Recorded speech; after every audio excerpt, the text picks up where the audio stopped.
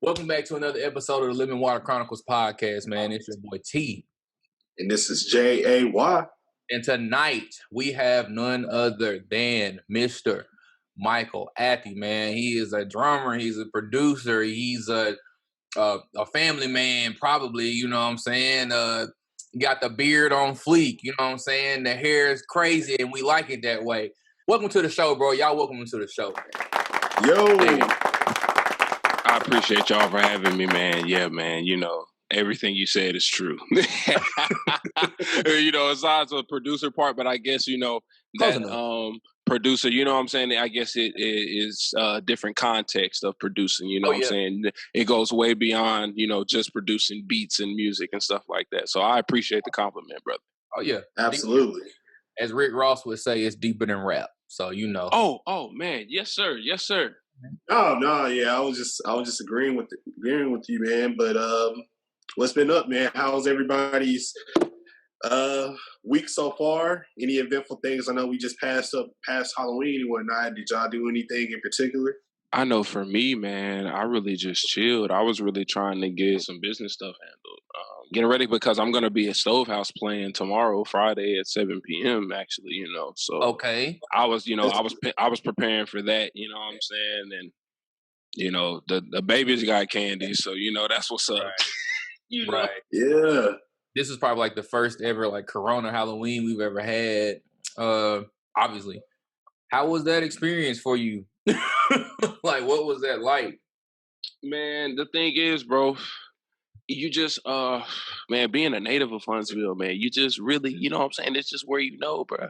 Right. Like I remember even just last year, to go back a little bit, man, I just went to, you know, to the Rock that, you know, used to be Butler. You know what I'm saying? Right. Shout out to them, you know. You know, like, and then even on like Pulaski and Sparkman, there was churches where you could just pull up and get candy. There was people that already had candy bags pre-made, where you just walk up, you got your mask, okay, cool. Hey, just get some candy and walk out. You know what I'm saying? It's just, it was real, you know, it was personable, but it was faster. It was faster, real get in, get out. You know what I'm saying? They still really wanted to keep the whole traditional feel of it all. So, you know what I mean? I understand, you know, what they did. So, you know, they made it smooth for the babies. That's what's up, man. Yeah, it was, you know, Halloween for me, that's like my favorite holiday. So, like, that's what I vibe with. I mean, Christmas is cool and whatnot, but I fuss with Halloween heavy. So, yeah, it was a little let down, man, because I mean, with the kids, our neighborhood and stuff, it was trick or treating going on and whatnot, but it was just, you could just see the darkness on the streets because, you know, it just wasn't what it was. So it was unfortunate more so for the kids and whatnot because, you know, I did my fair share of trick or treating. Like that time would probably never ever come back the way it was. So I had my fair so, but I was just a little disappointed for them because now I'm just wondering is this what it's going to be for them with doing, you know, because you got to enjoy the smaller things in the world. You know, you're a kid trick or treating, that's dope. So, but I mean, but we still dressed up as a family and whatnot, and we made it, you know, what it was, tried to make the best of it. So yeah, man, because like I was saying, man, back, you know, because I was born in '93, so you know what I'm saying, I remember when I can go through Cedar Point and walk through and knock on the neighbor's door, and my mama and them ain't have to worry about what was going on. You know what I'm saying? I ain't have to worry if somebody laced my candy with, you know, anthrax or something like that. You know what I'm saying? So, I definitely understand what you're talking about, man. So, you know, and like what it is, man, it's just all about, you know, adapting, you know what I'm saying, with the times, you know what I'm saying? And really not only riding on the waves that you can't control, but then creating the waves that you can, you know what I'm saying? Absolutely, absolutely. Yeah, this if 2020 showed us anything, it damn sure, or somebody better start paying attention on how to adapt if you don't already know how to do that. Right. So 2020 is kind of like forced your hand to get with it or get lost. So it's been a hell of a year to say the least. Yes. Man, speaking of making waves, man, what have you been doing during this time to stay productive? A little bit of everything, man. So, man, dude, bro. So, okay. So we're talking about Corona, man. So I want to say when it hit me personally was when I was in March. You know what I'm saying? So in March, like, wasn't nothing going on for real. But I was living in a house at the time, so it was just like only thing I had to do was practice. You know what I'm saying? And even it was hard to do that on some days. You know what I'm saying? So, but now transitioning and everything, man, I got my audio quality up and stuff like that. You know what I'm saying? Using my small business, you know what I'm saying, to tap into them loans and that stimmy, you know what I'm saying? Made it to where now I got a electric drum kit to where I don't have to, go raw with my audio. I can plug it in, and even though I don't got the sounds that I really want right now, I can produce something. I can produce some things, some content that people can actually, engage in and be like, oh, okay. You can see the productivity. So that's what I've been doing, just practicing music, letting people know that, you know what I'm saying, I'm still here. Yeah. Absolutely. Yeah. So that's good, bro. That you've been doing a lot to stay busy, like in the Corona times, these Corona Chronicles. Yes, sir. It ain't been no hope, to say the least. So, I mean, there's that. But so I guess that pretty much kind of answers that question, because we always ask this question: when life has given you lemons, when have you found yourself making lemon water? Like, how some people will say, "Oh, when life gives you lemon, makes lemonade." But we say, "Well, when life gives you lemons, make lemon water" over here. So that pretty much answered that question for me, because you pretty much made it happen based off of what you had. Invested in yourself. Most definitely, man. And you know what I'm saying? And to be a little real, you know what I'm saying? Acquired a little bit of debt with that liquid capital, you know what I'm saying, to keep me working, you know what I'm saying? And to because I remember when I first watched y'all episode, man, and y'all first asked that question, some people may be like, you know what I'm saying, like, what, like lemon water or whatever? Like, what do you mean? Like, lemonade would be more palatable, but what some people don't realize is that sugar is what takes away from the actual properties of the lemon and the water. Yeah. You know what I'm saying? So, like the bitter makes you better, you know what I'm saying, in that situation, in that sense, you know what I'm saying? So for people that may be thinking like, man, I love the way y'all put that together, because if you don't think and you don't actually look up the properties of lemons and water and how that combination not only helps your body physically, but can help your mental. Ooh, yes. And you know what I'm saying? And how that you can, you know what I'm saying, bring that into, you know what I'm saying, your physical right now to help you get this fiat currency that we need to pay our bills, man, then you got it. Because when you sick, you're not drinking that lemonade. You want that lemon water. Facts. Because that lemonade ain't gonna do nothing but bog you down with the sugar, and the sugar gonna turn into mucus, and the mucus, as we know, is connected to all single types of ailments. Any type of sickness, it's always tied to mucus. That's why I always try to teach people. I'm like, well, if you eat mucus forming foods, then you're gonna have a lot of problems. And they like, well, what do you mean by mucus forming foods? And I was like, well, tell me what you ate for breakfast. They be like, well, I ain't really had nothing for real. All I had was some eggs, some bacon, some maybe like a biscuit. And I was just like, mucus, mucus, and mucus. All right, what else? You know what I'm saying? Like, it's those five things. And I had some grapes. I'm like, so the grapes was the most safest thing. The best thing you had. That was the best thing you had. I mean, I chase a plant-based lifestyle for the most part. Well, like 90, I say about 95%. Right now I'm on that 5% where I kind of just been kind of eating a little bit of everything, but I don't stray outside of chicken and like some seafood. And that's yeah. that's where I'm at with it. Like I did good though. Like I had a stretch for like a 9-month, 10-month stretch with just nothing. Like I had fasted. I'm a huge advocate for fasting. Oh yeah, bro. Like, I love and that. to piggyback on what you were saying, bro, man, it's all a pace, because the thing is, bro, it starts as an idea, bro. Mhm. What I did before I went vegan, and I'm probably, you know what I'm saying, 97. You know what I'm saying? Because the only thing I'll eat is probably some cheese pizza and some macaroni and cheese or something like that. You know what I'm Yeah, saying? I was there. You know, That's you kind of between the worst thing that I eat now is chicken, occasionally, and that's a blessing.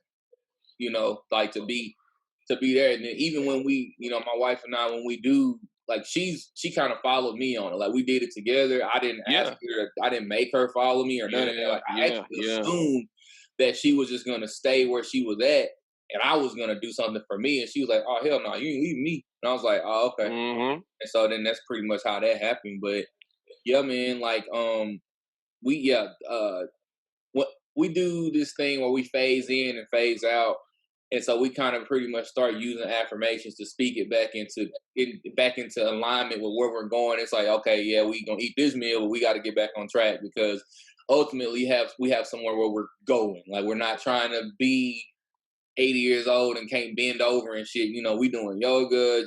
I box. She boxes with me Mm-hmm. sometimes. I run. I'm trying to get back on my weights and stuff like that, Yes, but sir. it's just kind of just being like a teeter totter situation. But No, bro. As long as, man, like the biggest thing is just long as you just keep going. You know what I'm saying? As long as you keep going, as long as just you don't completely stop. because I did stop for like 4.5, 5 month period where I was just like I was fucking up. But I never what I never did was I never went back to pork, beef, none of that. Like after I cut it off with the red meat, I was done. Like I was like, you know, and I don't think I've had red meat. I don't think I've had that in like 2.5, 3 years. Yeah, bro. Speaking of red meat, man, funny story about the last time that I ever ate meat was July 31st of 2016. Okay. And I was playing with a band that some guys named Billy Smart, Sean Hopkins, and and Curtis Jordan was a part of it too. We first started and we did a gig at 805 when it first opened, and Billy, before the show, he bought us all food, and I was like on my vegan journey for probably about like maybe a month or something like that. Ooh, that's the So first real test. that wasn't, bro. And see, and I'm glad you said that, because look, I went there and I was excited because he said, "Hey, I'm gonna pay for everything," and I was like, "Oh, okay, great. Let me get a taco bowl, and I'm gonna double everything, right?" And so so I'm eating it, right, and I get to like the bottom of it, and I eat it, and I'm like, "Oh snap! I didn't tell him no meat," you know, Ah, and yeah, right at that struggle, boy. point when I ate that and I looked down at the rest of it, I was like, man, I done ate everything else, and now I'm at the bottom, bro. I can either like just throw this away or just eat this and make this the last time that I eat meat again. And I was like, so I'm just gonna eat this. You know what I'm saying? Tell them thank you and be like, bro, Be like you know, that. I'm never eating meat again, bro. Like, you know what I'm saying? So and I haven't, bro. So that's Wow. I get what you're saying, bro. So I've So, been so you're 4 years it's in? been 4 years, bro. Like I'll never, but I'm glad it happened that way, because that was like a time capsule for me in my brain that I would You never can forget. remember that. I will never Right. forget that, So what led you to chase that journey? bro. Okay, so a little bit of backstory, man. I got married in my first marriage, right? In right out of high school, bro. Like, and it's funny even because before that, second semester, second semester of my senior year, I got my first apartment, right? And I moved my ex-wife down here. No, but see, you know what I'm saying? But you know, it's crazy because see, I can even give a little bit even further backstory to that, because I always had an, I guess, an entrepreneur spirit. I just didn't know how to put language to it. And my father, he guided me some kind of way. So when I was 14 or 15, I was probably in the 9th grade, right? I told my dad, I was like, hey, I want to invest in the stock market. And I didn't know nothing about stocks, but I'd always hear my dad talking about, hey, the NASDAQ or whatever, because my dad was retired military or whatever. So he was like, no, don't do stocks. How about I get you an IRA and a money market account? And so I was like, okay, cool. So he was like, take the money that you take the money that you make from drums and you put that in an account. And then by the time I was in high school, I was like, okay, well, I want to get a MacBook. And they cost, and it was, at that time, the one that I wanted was like $1,300. And my dad was like, okay, well, cool. Put that money up in your IRA account then. So it was like years, whatever, right? Right. So I got the money, but I ended up moving my ex-wife down here and then using that money to get our first apartment. Ooh. Oh, man. Yeah, you know what I'm saying? Voices, young lad. Crazy, bro. You know what I'm saying? So it's crazy. So I always had that mindset, but I didn't know how to put language to it. So like it's crazy how stuff comes full circle, man. Yeah, it's often crazy, yeah. Like when we young lads, we don't really think properly, and we step out on faith, but then faith is really just fuckery. Yeah. Indeed, bro. That's my anxiety voice. I don't have anxiety right now. I'm just saying I like to talk freely sometimes. But no, bro. And speaking a little bit about that, bro, if you haven't already, man, check out Top Boy and Top Boy Summer House on Netflix, bro. Top Boy. Yeah, Top Boy, bro. Yeah. Have to check it out. Yeah, bro. You'll once you hear that lingo, bro, you'll be like, oh, damn. Gotcha. Yeah, for real. With all of that being said, man, like I know I pretty much kind of got an idea based off of working with you before, and then working as we continue to work together now and then into the future. Yes, sir. How can you answer this question for us, man? And there's no wrong answer. Who is Michael Athey, bro? Man, dude. Okay, so Michael Athey is, because I was thinking about this earlier when you said it, bro. Like, Michael Athey is someone who is constantly learning who Michael Athey is. You know, Michael Athey is doing the history on Michael Athey to see, you know, where he is, what brought him there, and then what he can do to bring him to only things that are in his mind.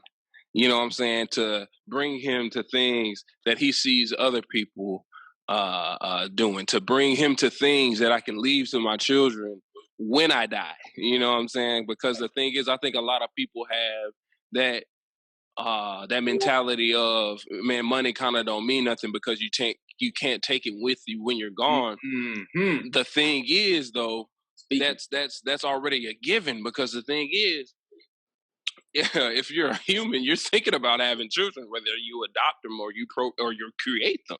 You know what I'm saying? So the thing is, you accumulate all of that, so you leave that to them. So it doesn't matter. You don't want it or need it when you're gone, because you gave it to the people who want or need it. Deep. I'm trying to process all of that, man. Yeah, man. Yeah, too. Like my eyes got a little bugged, and I was like, "Shit, man." Yeah, bro. I mean, that's just what it is, bro. That's literally who I am, bro. I'm a book, bro. That continues to have co-authors. You know what I'm saying? It's not just me. You know what I'm saying? It's not just me. It's not just me. Like this on the show, man. You know what I'm saying? Like, it's a necessity, or we're gonna use the word that has been overly used this year. It is essential. It's essential that we have that type of knowledge rolling through this mug, because folks dead ass is out here just not thinking, and they haven't been thinking all this time, but this time right now, I would say more than any time, has shown us truly what The Walking Dead is. Like, if you've seen the show The Walking Dead, this is exactly what the fuck has been going on. And you just see people still unconsciously doing things, even now in the midst of a pandemic. You know what I'm saying? Like, it's just some type of operation. I mean, I got my speculations on it with the whole Rothschilds and all that. And then it's deep, you know what I'm saying? Like they restructuring the Federal Reserve, all that kind of stuff. So, you know, it is what it is. Like they're gonna do it with or without us. Yeah, you speaking facts, man. And that's, you know what I'm saying? And that's why, you know what I'm saying, things like this is what, like Dame Dash was saying, man. He saw this vision 20 years ago. Yeah. He saw this vision 20 years ago, man. And you know what I'm saying? That's why you don't see Dame Dash in mainstream, because he cool. You got to tap into Dame Dash Studios to see what he doing. Oh yeah, you know what I'm saying? All you gotta do is buy his get his subscription, because it's just like Netflix. He got all his movies on there. I told Jay about it, and I was like, go to Dust Poppington. Dust Poppington is his and then his information is on there, and then all the stuff. It's crazy. So like I know I'm getting a little bit off track in just 2 more minutes. Leon Nior, the motherfucker that was the New York dude that was connected with Def Jam, that was connected with Jay-Z and Dame, like the tall white guy with the long face. He was just on not too long ago, maybe like a year and a half ago. He was on the Power 105 show, right? And so, you know, Dame Dash has been known for like speaking the truth and spilling it and just dropping it as it is, because they tried to fuck him. They basically fucked him out of everything because Jay was willing to roll with whatever it was at the time. And I think he might still actually be a part of that. And people really got it twisted because he made a conscious album and that shit put motherfuckers to sleep. Like, I mean, put it like this. Those that were trying to seek a higher level of consciousness, they got them ascend because you took what you needed from it. Those that were so caught up on it just being just what it was were the ones that went to sleep. So I think it kind of worked both ways, and that's how dangerous smoke and mirrors can be, because you never really, you know what I'm saying, fully can. That's the conspiracy side of me, but I also believe it is my truth too. So I mean, you know, there's that. But that's why I ain't signed to nobody. I talk about what I want to talk about. I pay for my own studio time. I pay for this show. This is me and Jay's show. We put our heads together on all this shit. Everything that's on this show, we produce it. We do it. So exactly. And if we choose to be connected with another entity or whatever, we done had a business meeting. We done talked to our accountant. We done did, you know what I'm saying? Like, it's us. Exactly. And I think prepared. Finally start. Yes, preparation is key. I feel like people are finally starting to understand just how important ownership is. Let's take it a step further and make it simple for the people that try to make it complex. Movies. Me and Jay Jay and I rather talk about this shit all the time, and the importance of collectors, like collecting things that you like, that you want or like or whatever. Jay and I are huge movie buffs. We have been movie buffs for like many years. Yeah. So much so that he and I used to buy the new release movies that came out. We knew the day they was coming out, and they had us on like a retainer, like a little.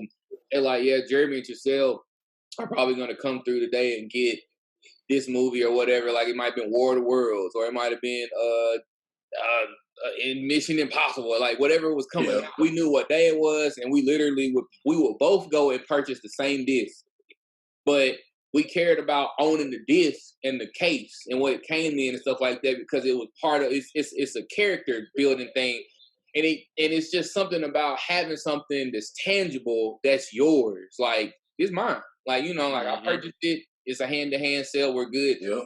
This generation of people don't get it, bro. They so focused on digital dollars and digital stuff. Everything. Yes. Digital currency, digital everything. And see, if I may interject, man. Like to put that a little bit, like even simpler, to take it a step further, bro, with that physical copy. Imagine when or if, you know what I'm saying, you know, everything blacks out or whatever, right? Feel me? You just in your little bunker. Feel me? No internet connection. No internet. You ain't got, you know what I'm saying? You ain't got Netflix. You know what I'm saying? But see, that's the thing. You actually kept that DVD player, you know what I'm saying, that you don't use because you got an Xbox or whatever that you can stream from. But you actually kept that because now that Xbox One or that Xbox X that's coming out, it can't work without internet. So now, look, you got your little generator, you got your little TV, You got your physical copy disc. Yeah. You got your little what's-your-face. You sitting down with you and your family trying to, you know what I'm saying, get through the apocalypse. You know what I'm saying? But that's the thing. You got the ownership because once everything hits the fan, we going to be going back to physical copies of currency. Yes. Yeah. You're gonna have to revert back to what was.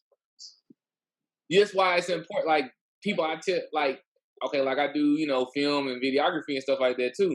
And so having, like, I got like everything that I purchased that was for my business, I still own it.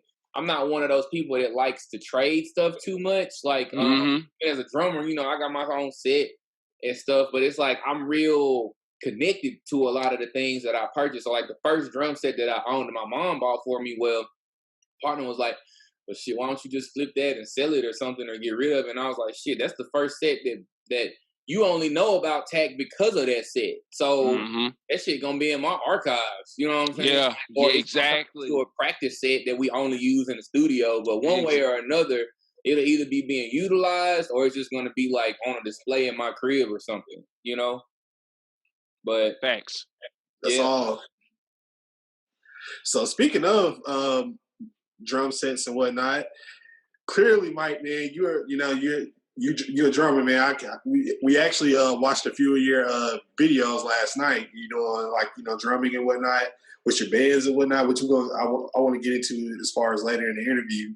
How long have you been drumming, man? I know most drummers start, very, very young. So I'm just curious, how long have you been doing it? So for me, man, in like context, bro, I started late. Yeah. In context, I started late, bro. Like I remember the earliest time I remember me picking up some pots and pans or something was like I want to say like elementary school. Like, you know what I'm saying? Like my second time in third grade. Like, you know what I'm saying? Like, I went to Montesano Mountain my first third grade year. Got held back, you know what I'm saying? And then I went to Chapman. And that's when I started, bringing stuff from the house, like a little bucket that used to have popcorn in it or something like that. And I got 2 pencils from school. And I'm like doing like that, you know what I'm saying? But then it was a pivotal moment, man. I remember one day my dad comes through the back door. It's like I guess a Saturday morning or something like that, right? I am, I think, 10 or 11 at this time. And he comes in with 2 bootleg VHSs, right? One of them's drum lines, one of them something else. Nice. He popped in drum line. My mom, I think, it was like some months past or something like that, but I got some drumsticks, a practice pad, and some lessons. You know what I'm saying? So like, and then, so it was summer of, I want to say 05. Summer of 05, I was like 12, kind of close to 13, because remember I got held back. Right. So my mom was just looking for different churches. And mind you, we had been in a church called Faith Chapel for years prior to me, you know what I'm saying? And like, as long as I can remember, I'm going to, you know what I'm saying, predominantly European church, you know what I'm saying? But my parents, we just been there for years, you know what I'm saying? My dad's good with them and everything. And I remember, just to go back a little bit, the first time I went to a drum set at that church, I went to it and I just wanted to walk to it. And I had to be all of like maybe 8 or 9. And I just walked up to it and it just fell. I didn't even touch it. Like, it just fell. I walked up to it and like, it just started like domino effecting from the floor tom to the ride all the way, from right to left, so me going back to 05, getting, my mom looking for churches to see where I can play. I'll never forget it, man. I went to a church in Decatur. I forgot the name of the church, but I'll never forget it, man. It was Lou, Ansi, and this dude named Rashad that plays for, what's the name of it? Kings Hayes. That's a local band in Huntsville. I saw them play for the first time, and then they let me play for the first time on the set. And then Rashad gave me my first lesson, because the first thing I did I did like not a 4 on the floor, but I hit the kick and the rim shot on the 2. You know what I'm saying? So I was just like 1, 2, 2, 2. You know, and it was like, no, man, put the rim on the 2. Put the kick on the 1, and then he showed me that, and I was just like, "Oh shit! All right, that's how you do it." Yeah. And so I was 12, right? So then, I'm going after that Wednesday night service. We're going back to the church or whatever, and they put me on the drum set again. By the time I'm 13, I get my first check, and I'm like, "Man, I want to do this for the rest of my life." Yeah, I feel that. Yeah. So, do you know how to read music? No, man, I know how to read like the very basics of it. You give me, like I told my instructor, what was his name? Spencer, Dr. Spencer at Huntsville High. I told him, I was like, man, you know what I'm saying? Look, if you give me and your little student over here some sheet music, he read it in 3 days, I'll read it in 4. You know what I'm saying? That's how I can, you know what I'm saying? But now I actually have the time to do that. You know what I'm saying? But how I've strayed or how I was brought into music, it really didn't require that. At the same time, in high school, I saw the importance of it. At the same time, it comes with what route you want to take. Yeah. With me being like, because I don't play any instruments or anything like that, so I've always been curious to to a musician specifically, is being able to read music, is it overrated? Is it something that's a necessity for you to like make your craft, elite or whatnot? So, or is it just something if you just got it, if you just know your stuff without reading it, is it possible to like have that same quality? I guess I want to know like how important reading music truly is, because I know, speaking of Drumline, it was heavily dramatized in Drumline. In that movie. Yeah, in that movie. So, because I remember seeing Drumline for the first time, and I never really, again, with me not playing instruments, I never really knew the importance of knowing how to read music and whatnot. So that kind of like just shot a light to me, and I just was always curious, like how true is that compared to like how you see it in movies and things like that. So. Yeah, man. So I'm glad you said that, man. Because what was the word you said? You said overrated. I don't think it's overrated or underrated. Yeah. Okay. I think what it is, it is propagandized. That's what it is. You know what I'm saying? Because you got to think, where was the movie based? It was based in a fictional Atlanta A&T. Yeah. Well, where's the real A&T? It's in North Carolina A&T. Well, that's a predominantly black school, you know what I'm saying? Cold Steel. And I bet, and since they use the actual tenor drums, not, you know what I'm saying? Like, what's that big corporation with DCI? You know what I'm saying? That I think still, I may be wrong, but I don't think they use tenor drums. But they have a whole pit or whatever. But that's why I say it's propagandized, because the thing is, it depends on what type of route you want to take. Because the thing is, Nick Cannon, I can kind of compare myself to a Nick Cannon in that movie. Because the thing is, it's like, look, I'm a drummer that came in. I didn't know how to read music, but the thing is, I'm the only one in 9th grade, mind you, that's not on your drum line, as far as my knowledge, that's playing every Sunday and getting paid for it, not reading music. So me coming here is you're enhancing me. You know what I'm saying? But the thing is, depending on what route you want to take, I never needed it. Right. But it's just what route you want to take and how you want to maneuver. Because now I can even take it a step further. Shout out to Brandon Prigg. He's one of the few drummers or a few musicians in Huntsville that has been on a cruise ship.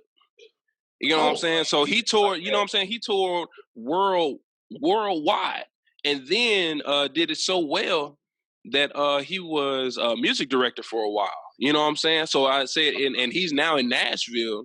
But like I said, it all depends on what type of route you want to take, because I would always ask myself, well, dang, if it's that easy, or if it seems that easy, why aren't all these keyboardists that I know that are really getting money out here? Well, because you got to read the music or whatever when you perform, or you know what I'm saying? Because they're gonna let you do the audition, listening by ear. But once you get there, it's like, oh, okay, hey, how much can you read? Because even on the application, they ask you your reading level from a scale of 1 to 10. So that's not just with drummers; that's with everyone, because they expect you to play the track verbatim via the music that they provide you. Hey, what's your process on how you would learn a song?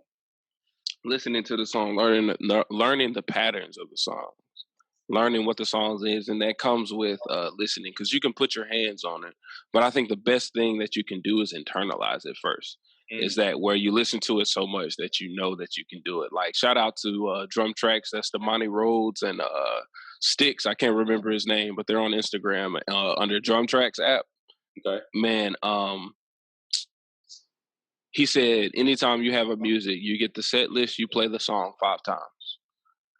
And so I take it a step further, and it's like, well, you probably need to listen to the song 5 times as well. So when you jump on it that first 5 times, you're not kind of sort of trying to feel your way through it. You know what I'm saying? And then I have enough time throughout my day to where I can, like, okay, well, I can't physically get to the kit right now, so let me just internalize these songs. So now it's just like, okay, cool. It's not what I want to listen to, but I need to, because this is what is going to pay the bill. So now it's like, oh, okay, this break, I just remember it just because I've been listening so much at work. You know what I'm saying? Or something like that. You know, so then you internalize it like that. You practice it 5 times. You hit the song 5 times. I'll split it out in sets, right?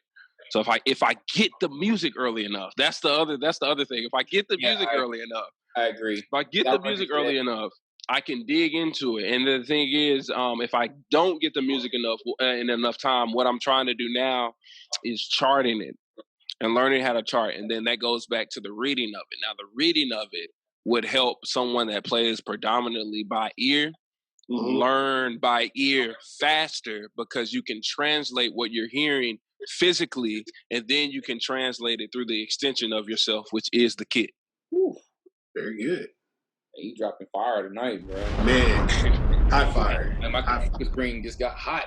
Like, hot right now. I'm trying to. Dang, I appreciate it, man. Man, so I'm just curious, Mike. So, because you seem like a well-rounded guy. Like you seem like you kind of like a jack of all trades, especially when it comes musically and whatnot. So, what's your favorite style of music? Like, do you have a particular style? Like, do you prefer like a genre, or do you have a distinct style that you like to play as far as music goes? Yeah, no, not really, man. But like what I like to dive into, is like songa. I'm trying to learn how to speak Spanish, and Okay. I remember Wayne Seal. Shout out to him. He's a bass player here, but he's from Canada, and he came to Huntsville. On some just randomly, unbeknownst to me, when I was back in the day when I first started, man. Playing with this group called Minute to Midnight. And he was just real big on different styles. And he was the first one to be like, hey, man, play this song, Go Groove. And I'm like, oh, okay, cool. And so what it is for me, I kind of don't have a favorite style. But what it is what I want all styles to become my comfort zone.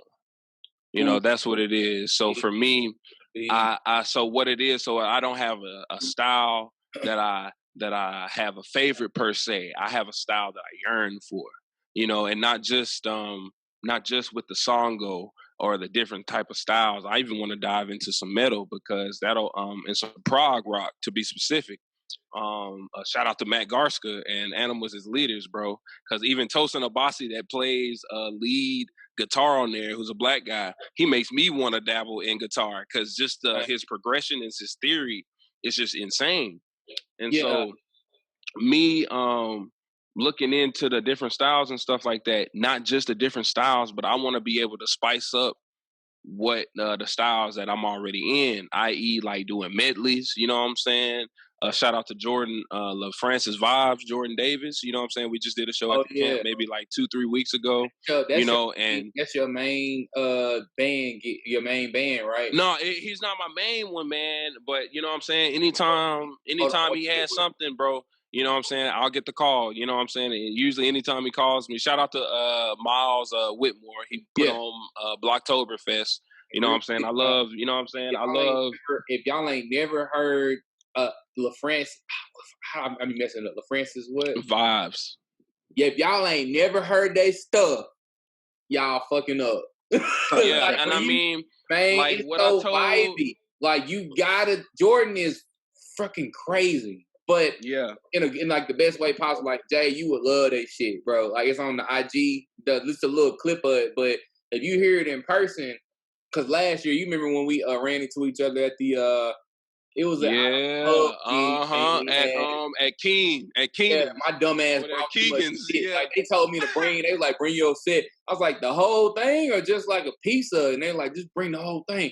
I was like, man, I wouldn't know Mike was there. I would have just asked you to, use your set, and I could have brought some pieces, and you could have used my pieces. You know what I'm saying? I ain't and see with the type of and see that's why you gotta know your instrument. You gotta know your artist, and then you gotta know what they need, even if they don't. You know what I'm saying? But luckily with LaFrancis, and not only LaFrancis, I play with artists that know what they need. Mm-hmm. So then that'll allow me to minimize. So you know what I'm saying? What I did, I brought more cymbals than shells out that night. You know what I'm saying? And rocked it out. Even with the last show I did with them, I had more cymbals than shells. You know what I'm saying? So it's all with knowing, you know what I'm saying, how to do it. You know what I'm saying? And then it was so funny, man. I forgot this guy's name, but I'm gonna shout him out when we actually post this, man. There's a guy, because I had my 22 by 13 or whatever. Dude gave me a 20 by like 20. Like, I don't know if you remember that long kick. Yeah, it was stupid long. Yeah. And he was like, bro, I feel it in my chest, bro. And I'm just like, hey, bro, you did it.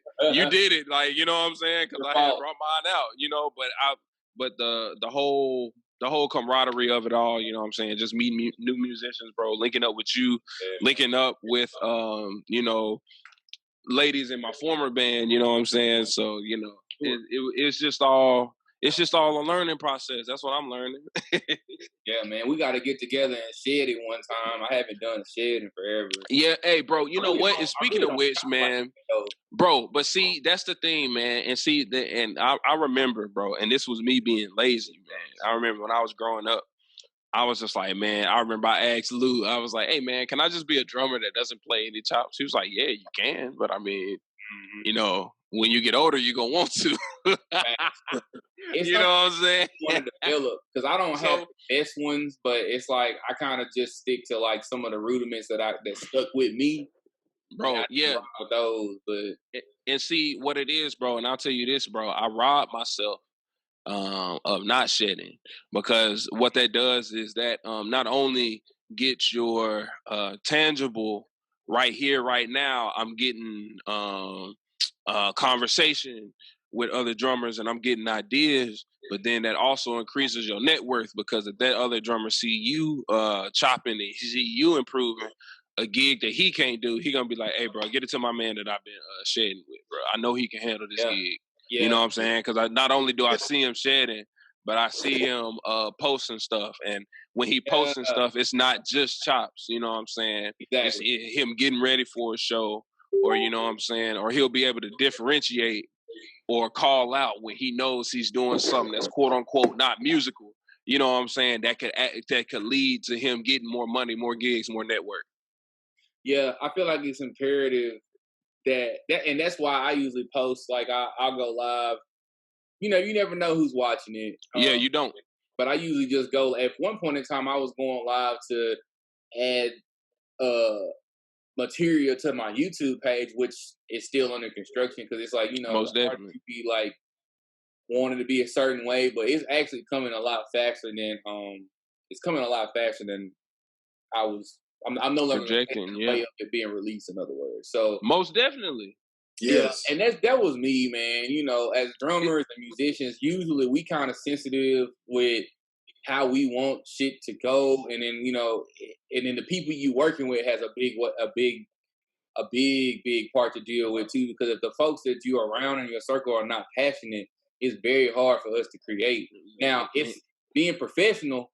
You're gonna be professional. You're gonna get it done. You're gonna get the job done, but you're gonna have that feeling on the inside, like, man, I don't even feel like being up here with y'all joking and y'all playing. You know what I'm saying? And my wife knows, like, she can see it. She know the look, like she knows the style of play that I provide after a while. And it's just like, yeah, she's like, you was playing like you wasn't really tapped in. And I was just like, all right, you know something. I was like, yeah, like, you know something? I was like, yeah. Because Jay, know I've been playing forever because in school I was in the band for all 4 years, and so Jay was the football manager and something else. But either way, we were at the same place every Friday night. So, you know, he's seen me do that. He's seen me be irritated in that sense, but that was more so on the irritation level of being frustrated with learning something new that I really didn't want to play. Like, I really didn't want to play Superman. I didn't want to play Batman. I didn't want to play Bohemian Rhapsody. I didn't want to play none of that shit. Like, but I had listened to it before, but I didn't really want to play it. But learning those dynamics and learning the structure changes and crescendos and all the different strokes that you have to use for certain parts of the song teaches you dynamics. Like, it teaches you how to build a song, and so you become more than just a drum. Like, you're not a drummer, you now a musician. How you think, and then most of the time it's practice. Obviously, it's practice, but I was like, if you want to learn how to control your wrist, just learn paradiddles and just stay there for a while though. Like, I actually gotta get back into my rudiments. But you know, now that we have more time to do it, I've definitely been tapping into it more. And then, like, as things are starting to kind of speed up again a little bit with like church and all that, and so church is basically like a live practice for me. It's where I test out a lot of stuff that I've been wanting to fit in. It just depends on the genre. That's so real, bro, because practice, bro, that's what's going to, let you know that you tapped in everything that you know what I'm saying, that you're trying to pull off.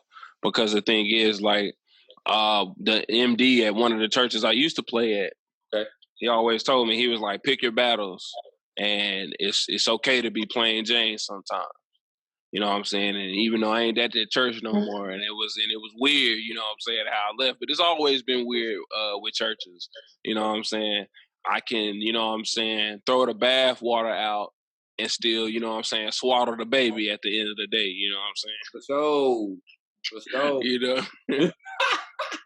What would you say is a challenging style of music that you play, like, or that you've had to play in the past?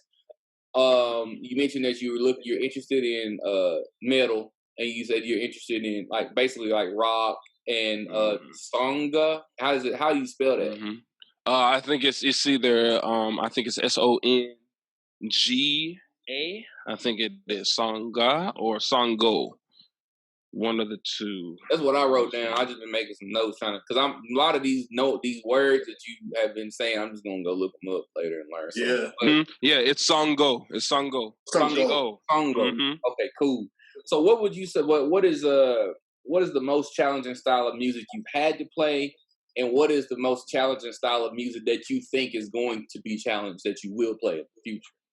Man, really, you know what I'm saying? Man, really, for me, it's I just know for me personally, it's been like 6-8 time signatures whether they be in church, gospel, or whether they be in hip hop, because there's a few songs in 6-8 in hip hop, and I listen to a lot of alt hip hop. You know what I'm saying? So they have weird bars and weird time signatures and stuff like that. But I have a harder time being free in that time signature. But usually I can hold down usually any genre somebody gives me, because once you have the groove, everything else is you. Facts. Yeah, it's all about how you cook it. Yeah, for real. Yeah, you got to get the ingredients. That's the groove first, and then you know what I'm saying, you gotta reach in your cabinet and see what type of spices you gonna add and hope they don't clash. What you said, bro. So, like, what are your, well, with that being said, like cooking and spices and mixing things together, often we have to mix with other people as we go forward. I mean, obviously being in a band, you're gonna mix with folks. Who is an artist or some artist that you're looking forward to work with, or like a dream artist that you would want to work with, right? Yeah. Well, you know what, man, my dream artists, and I have a few of them, or a couple. Yeah, drop them off, man. They would be, or they are, people that like aren't mainstream. People that, maybe only have I'll exaggerate, maybe 500,000, maybe 450,000 people, listening to their stuff on a consistent basis, which is not a lot, considering the whole of just this country that we're in, So to name a few of them, it'd be Katie Rocks. She's on Instagram.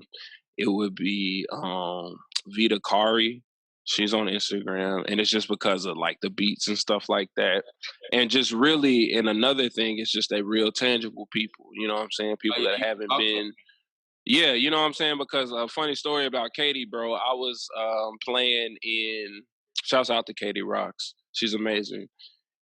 Shouts out to Haley. I forgot her Instagram, but I was on Tinder one day back in 2017 or whatever, in Nashville, newly divorced. I think it was probably 2016, actually, you know what I'm saying? Playing for a group called Soul Vibes based out in Nashville, you know what I'm saying? So Jackson Moore, shout out to him.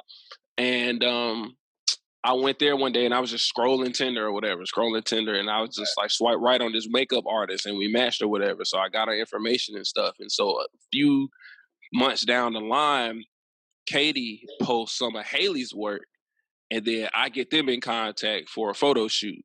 Nice. You know what I'm saying? So that's right there. That's like the power of networking. And she's still following me to this day. And she got 10K, I think, and it's organic. You know what I'm saying? Yeah. And she's just out in Memphis.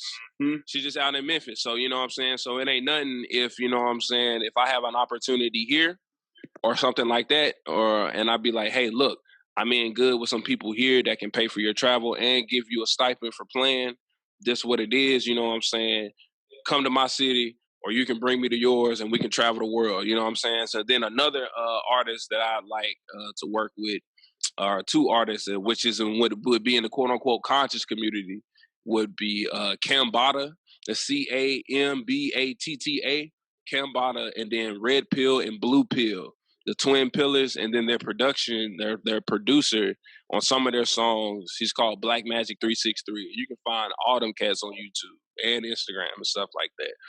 Those are the cats that I want to, you know what I'm saying, go on tour with. You know what I'm saying, and stuff like that, because it's like you said, it's bigger than, you know what I'm saying, rap. So that's why I like to be with those people, and then, to actually galvanize true, authentic, transparent relationships through the music, and then the byproduct of it is all our families can eat. Facts.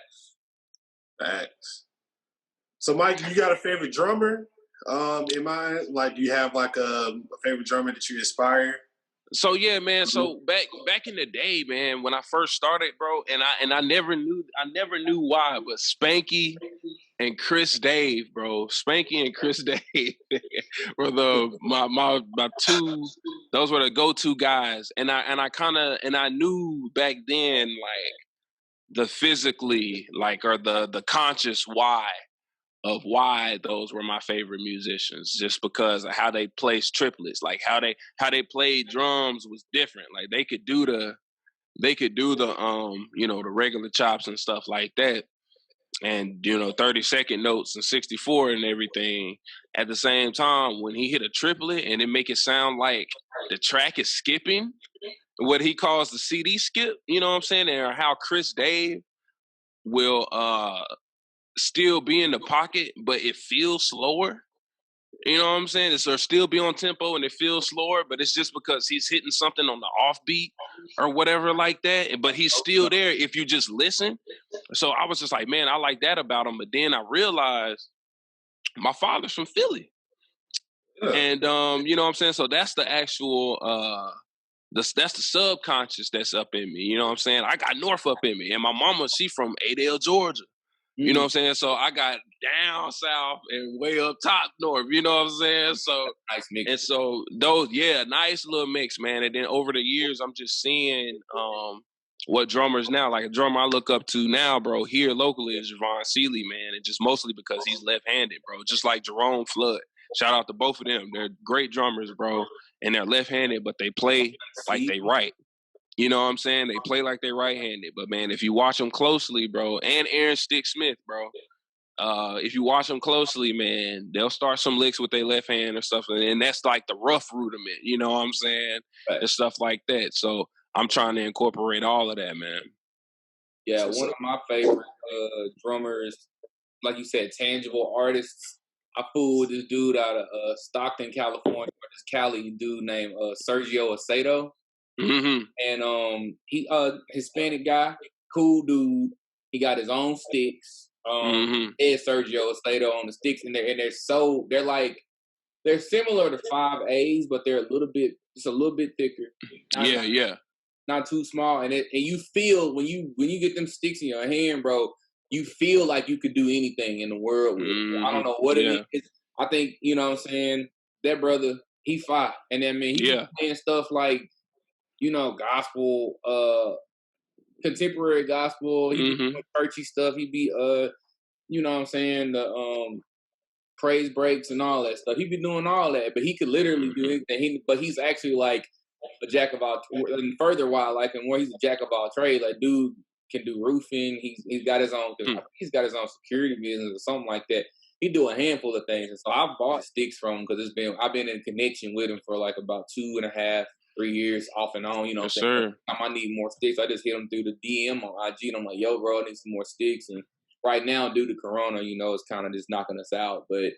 I just been having to settle and just grab stuff. What kind of sticks do you like? What are your favorites? Man, so I'm gonna be completely transparent, right? So, you know how I don't know if you know, but Chris Dave, I don't think he has like a drum endorsement, like who he's endorsed to, because in one of the interviews he did, I think back in like 08 or 07 for, I think, Sabian or something, because I know he uses those. Right. He was like, bro, I got a snare drum fetish, bro. So like, I just like snare drums, like, you know, so he ain't even, you know what I'm saying? So he just rocked with the snare drum. So for me, I was like, okay, cool. When I practice on my Elises, I use the marching stick Ralph Nader ones, the Pro Marks.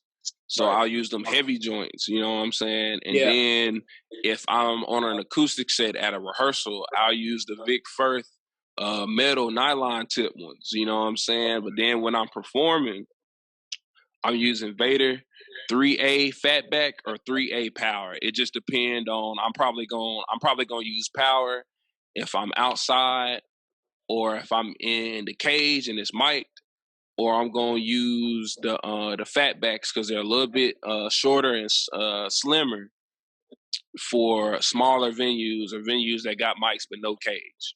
So I still get the tone of it, because I first started using 3As with Vic Firth.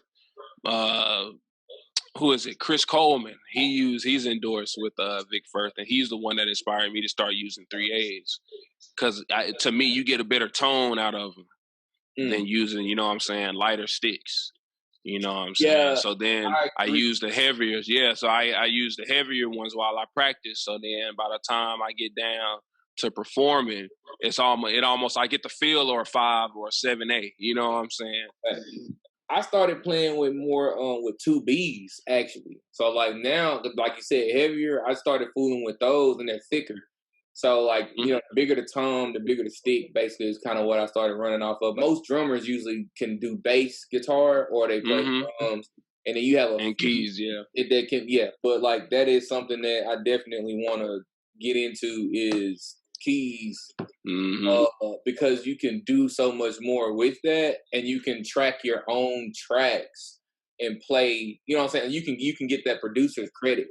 And you know, man, just simpler, man. You're just increasing your self-value, man, your self-worth, your self-confidence, bro. You know what I'm saying? That's all it is. Because like, Lou gave me like bass lessons. I got a bass. My dad bought me a bass, like, you know, sometime, you know, after he bought me the electric guitar or whatever. I mean, the acoustic drum set. Right. But for some reason, I didn't stick with it or whatever. But I think if I did the electric, just because it's like a super fun instrument and it's a really expressive one, I think that I'd probably get on that and then probably get on keys. But all of that is just raising your self-worth, man. Yeah, man. And all of that stuff is imperative. And like you said, creating more wealth for you as a musician, opportunities for you to walk into the next thing. You never know what gig you'll get. I mean, that tying that back into, I mentioned this earlier, but like if you go live or if you post it more, or you're more active for people to see exactly what you're doing, that's very imperative. Like learning multiple instruments, if you can, or if you make time for it, is definitely worth it. I mean, you know, it might be a struggle at first, but most things in the beginning are often a struggle until Most definitely. You know. Most definitely, man. Most definitely. So what does Uhuru mean? Or am I pronouncing it?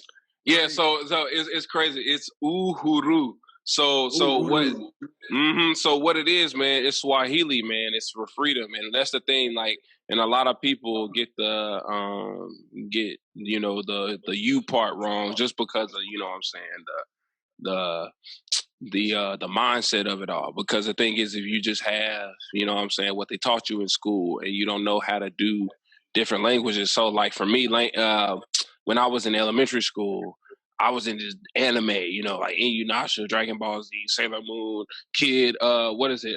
Code name, not code name. What was his name? Detective Conan. You know what I'm saying? Fooly Cooley. You know what I'm saying? All of that stuff, man. Queen's Blade, like all of that stuff, bro. Like, so, and I was really interested in the Japanese language, man. And when I went there, it's funny how the U's, they sound like two O's in boo, you know what I'm saying? And then the R's are like L's, you know, and then that translates even to Swahili. But you know what I'm saying? If you dig a little bit deeper, you understand that life started on Africa. So, you know what I'm saying? Yeah. There's that, you know? So, you know, so that's what that is. But yeah, man, it's Uhuru means freedom, bro. It's Swahili for freedom, man. And where that word or phrase came from, because it's a whole phrase from the Mau Mau tribe, back when they were fighting European colonizers. You know what I'm saying? I forgot what year, but you know what I'm saying, back when they first invaded you know, Africa for the spoils, man. You know what I'm saying? Like, that's what it is. And Uhuru, it comes from the slogan, or the slogan is reinforced by the African People's Socialist Party, you know, through APDEP, through Zenzele, which we met, you know what I'm saying? Shouts out to them. Through their mass organization, the Uhuru movement, shouts out to them, you know what I'm saying? So that's where, that's what that means, man. And really, to go a little bit deeper in what it means, you know what I'm saying, not just freedom, not just individual freedom, not just financial freedom, but, you know, Black, African doing for self-freedom, like us not waiting on, you know, or us not being on edge for the election because we already know that we cool. Because, you know what I'm saying, for the most part, the thing is, you got to look at the Mexicans or whatever that really are like working class, that kind of sort of don't have a stake in who's being elected. It's only like the middle class or Latino X that are really invested in the collective, because they're not with the working class that be coming in and be having the wads of cash on them because they can't get no bank account because, you know what I'm saying, they're illegal maybe or whatever, or they just ain't got a translator or something like that. So, you know what I'm saying, they whole outlook on how America works is different. Yeah, it's a whole nother, yeah, whole nother beast, bro. Whole nother beast, man. Wow. So tell us about your clothing line, man, and the name that inspired it. So let's talk. We definitely, because we want to wrap up the interview portion of it, but we definitely want to, like, you know, explain to the people like your clothing line, the name that inspired it. I know you have a podcast and a show. Why don't you go ahead and tell us more about it and talk to us about it? No, man, I don't have a clothing line. That's funny, man, that you asked that, bro. Yeah, you know, because that's what my wife told me. She was like, Mike, you know what? But your style is so unique that it looks like you have your own clothes. Like like I wear Zenzele stuff. I wear Love Raps. You know what I'm saying? And even her slogan is, you know, it's bigger than rap. But you know, it's with a W at the middle. I mean, at the beginning, you know what I'm saying? Oh, yeah. Shout out, yeah.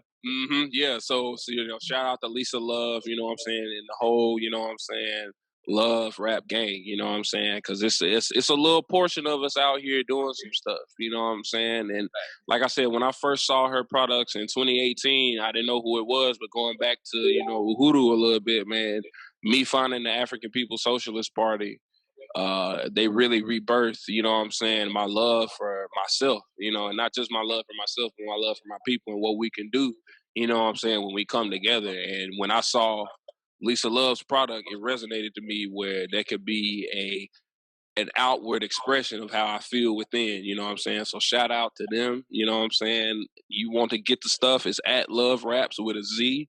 Lisa Love, she gonna get you right, man. She gonna get you right, bro. Go get Adorn, you feel me? Oh, yes. Yo, I got another question, man. Tell us more about like your podcast, because you have a podcast. Yeah, man. And like I said, bro, like if you look on my Instagram, man, I posted something about you know, Corona rising, right? And that's what and I wanted to touch a little bit on the Corona thing, because like Corona in Latin or Spanish means crown. You know what I'm saying? Crown. And who, you know, and so who wears a crown, you know what I'm saying? The king or a queen. You know what I'm saying? So what this is, and then you take it a little bit further. Yeah, you know what I'm saying? And then the crown chakras as well, you know what I'm saying? If you go, you know, if you want to go that deep, you know what I'm saying? So what it is, and then you can go take it a little bit further and say that this is the rebirthing, because what happens when, you know, a woman gives birth? What happens when the queen gives birth? The baby crowns. You know what I'm saying? If everything is, you know, copacetic, it crowns, you know what I'm saying? And that's the beginning of a whole new life. So, man, so for me, during all of this time, it's like, okay, cool. I gotta use what I have, because if you followed like the LeBron James stuff and the Kobe Bryant stuff, man, they were known as kings or the goats or whatever, man, and stuff like that, man. So if you just, and you can have that Mamba mentality or whatever, it's like kings use what they got, you know what I'm saying, to get the result that they need at the present time, you know what I'm saying? So I was like, you know what, let me just use what I got, you know what I'm saying? I only got an iRig, a mic, and iPhone and my little mixer. But shoot, if the sound's good, bruh, let's get it in. I even bought like a little $5 mic just so my guests don't have to bring mics. You know what I'm saying? You know, so you know, that's just what it is, man. It's just using what you got, bro. And then not only being a king and knowing that, but you know what I'm saying, taking it a step further with the crowns or whatever, honoring the feminine energy, honoring the queens, you know what I'm saying? Because, you know, everybody likes to talk about how we're playing chess and not checkers or whatever, but I think a lot of people forget that the most powerful piece on the board is the queen. So if you're a king out here and you just, you know what I'm saying, doing what you want, and I was, you know what I'm saying, for a while, you know what I'm saying, without any guidance and stuff like that, man, you know what I'm saying, especially with someone with your best interest at heart, because when she shine, you shine. So, you know what I'm saying, that takes it a whole nother step further. So it's like, okay, cool. You can't really be a king unless you really got a queen, and not just a queen, but one that can actually elevate your kingdom. Yeah. With all of that. Yes. Yes, sir. Yes, sir, bro. True. And so, like, when you talk about being a king and a queen, we're gonna wrap the interview station, because it's been so heavy, bro. It's really hard to walk away. It's really hard to walk away from bro. Hey, I'm chilling, man. I'm chilling, bro. Hey, I appreciate y'all, man. I'm here, bro. Oh yeah, man.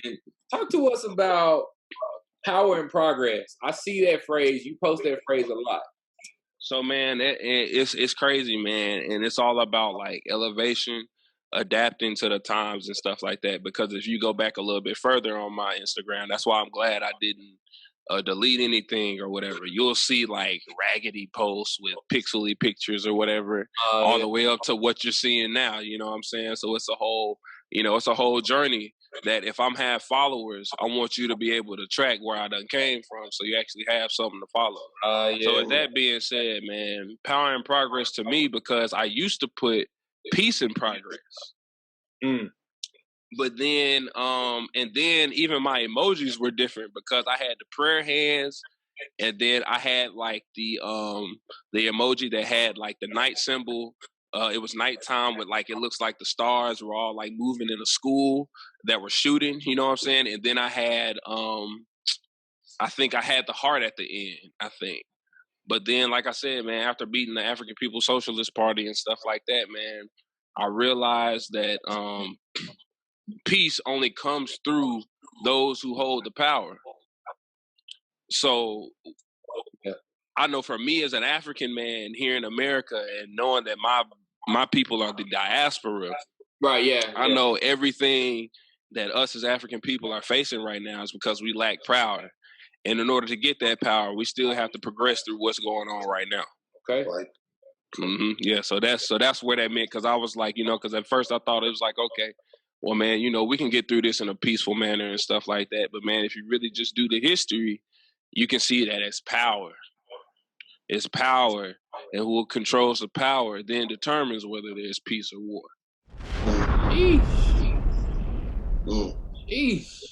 Mm-hmm. Yeah. Everybody ain't able, man. Everybody ain't ready, man. Yeah, man. Yeah, and that power only comes through organization, man. You know what I'm saying? We all got to be on the same wavelength, you know what I'm saying, on the same mindset with the same goal, you know what I'm saying? Because in light of the election or whatever, people are waiting for stuff. But I mean, you know what I'm saying? If you're waiting, bro, you're doing it wrong. You should be doing it for yourself. You shouldn't be waiting on nothing, because I could be waiting until I could be waiting until I get the drum sounds that I need to make drum covers or whatever. Well, they're just drum covers right now, and I know I can't track. So let me just do what I got. You know what I'm saying? So That's right. It's all about just how you're thinking, and then how you're taking that thought and making it into action, which can then turn into wisdom that you can pass down on other people. Word.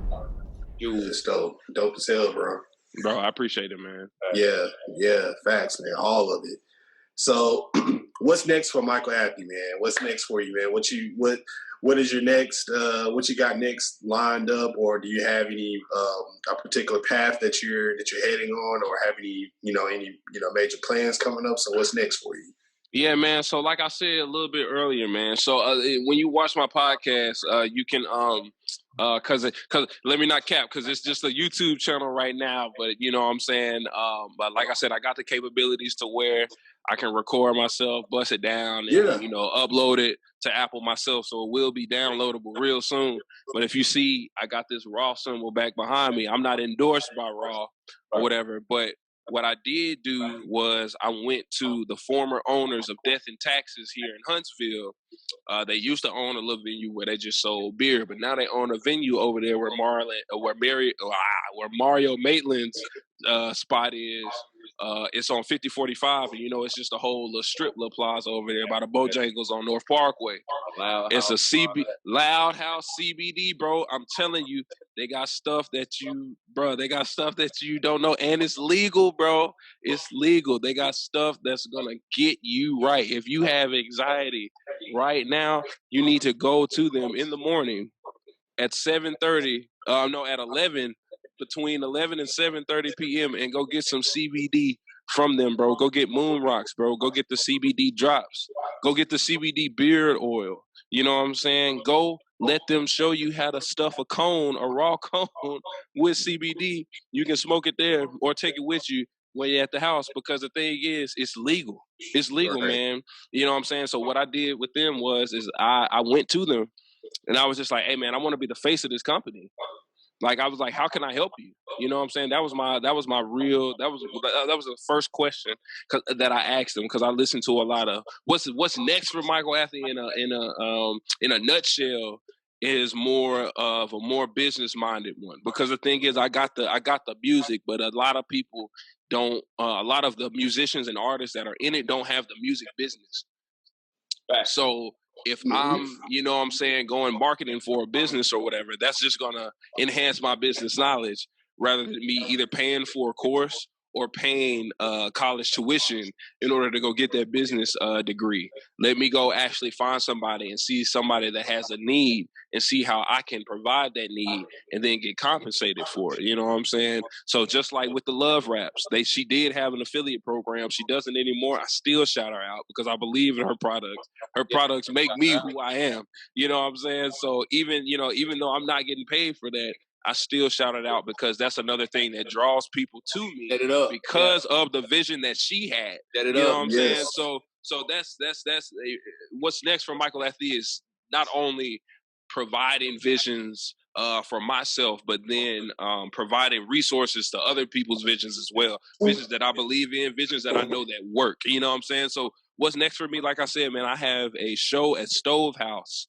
That's tomorrow, 7:30. I'm going to be hitting with Jazz McKinley, man. Be on the lookout for her. Her and her background singers are nice.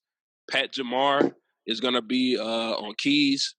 We got a new bassist that I from Birmingham that I've just seen the first time before, but I know it's gonna be good, man. Then I'm probably gonna be doing some drum covers for shout out to Ralph Garrett out in where is that, Pulaski, Tennessee. Yeah. That I've done some studio work for in the middle of Corona. Shouts out to him. I've done some services for in the middle of Corona, and before Corona hit, we did. Right before, I had a wedding that me and my wife actually did together that I put her on, you know what I'm saying? We did a gig with them that paid a lot of money. Bro. She produced, like... No, she sings. And she'll come sing with me at the Saturday church that I play at when she calls me too. You know what I'm saying? So it's, you know what I'm saying? So it's all, you know, we're all business minded, and she pushes me because she'll even tell me, it's like, what you got going on, I can see you doing that faster and getting it off the ground faster than all these ideas that I got in my head. You know what I'm saying? So that right there, when the queen tells you that, and she believes in that, when she believes in you that much, and then, I think what's even kind of confirmation of it is that I don't believe it in myself yet, but yet I keep doing it. You know what I'm saying? That is something. That is something, because that's the thing, man. That because that still pays the bills, and then on a further scale, it pushes me to where I won't just be worried about doing gigs to pay bills and stuff like that, man. And then I may even have another show coming up at the 21st. I'm waiting on confirmation from my Nashville artist. Shout out to Tommy G. You know what I'm saying? I may have something at the camp, and it may be one of the last shows, you know what I'm saying, of this year that's live and outside at the camp. So I'm going to definitely have more information for that, man. Like I said, what's next for Mike Athey, bro, is going... it's being a better self, bro. You know what I'm saying? Because all of that will translate, because people will see that when I walk in the room. They'll just, you know what I'm saying, not only will they see that, they will feel it, and they'll be like, oh, okay, cool. And then you actually have, you know, content and then a track record of net worth to be like, okay, look, I can take a chance on this guy. Because the thing is, man, I've seen people do stuff, and I'm like, man, why not me? And it's just because I didn't go talk to the people that I needed to go talk to handle the correct type of business, because the people that I was going to, they knew the business, but I mean, if they told me how it was, it would take away from there. So, but the thing is, those things are still there. So only thing you have to do is muster up enough wherewithal to go galvanize those connections that you can get without those people that, you know what I'm saying, are doing what you want to do. And it's not even in shade. It's just in bossing up. It's rough out here for us, man. We didn't have, you know what I'm saying, a start like everyone else. At the same time, if you really, you know what I'm saying, believe in yourself, you can even find a network within your own community to do what you need to do to make sure that not only your family is fed, but the community's fed. Wow. Absolutely. Dropping in Jews. I appreciate it, man. I appreciate y'all, bro. With all that, man, it goes without saying we got to have you back on the show again. Yes, sir. At some point in time. Yes, sir. What you all have been watching is a simulation of part of our artist portion of the show. We have be on the lookout for a relationship series. We got that coming. We have an artist series. This is like the first of that. And then we also have an entrepreneur section as well. So artists and entrepreneurs are the same. There's many different things, but there's that, man. Mike, let them know what your handles are and everything like that, so we can get everybody can follow you and get you caught up. Okay, cool, man. So this is Michale Athey. That's ATHEYMICHAEL on Facebook. That's Black Collar King on Instagram. BLACKCOLLAR King at Instagram.